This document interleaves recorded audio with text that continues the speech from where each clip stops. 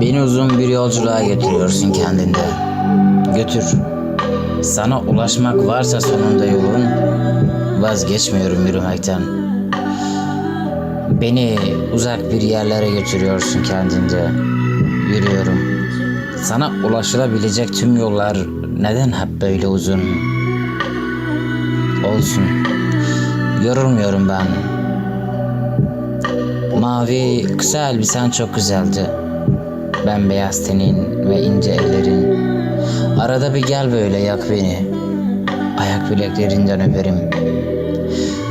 Hiç bitmesin, bitmeyecek sandın. Olsun.